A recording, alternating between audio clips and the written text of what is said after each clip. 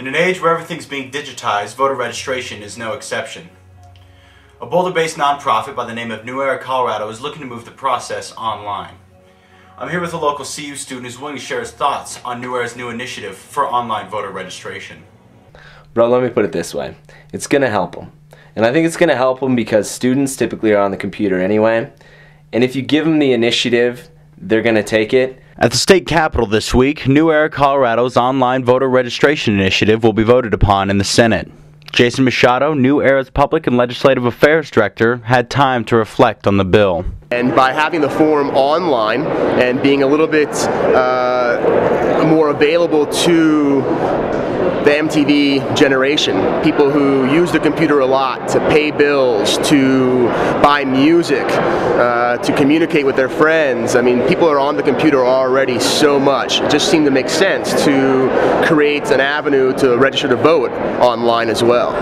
Senate Majority Leader Ken Gordon is the Senate sponsor on the bill. Well, New Era Colorado is anxious to try to get young people involved in politics, and I share their interest in doing that.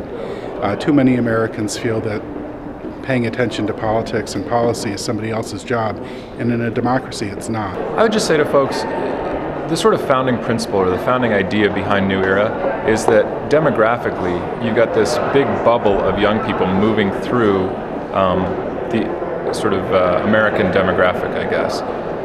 At the same time, young people are becoming an increasingly large percentage of the electorate, and so we're going to have a bigger and bigger role to play as our voice in electoral politics gets more prominent. Steve Finberg, New Era Colorado's Executive Director and co-founder, talks about his experience with the current voter registration system. We get the question, well, can I just do this online? I'll do it at home.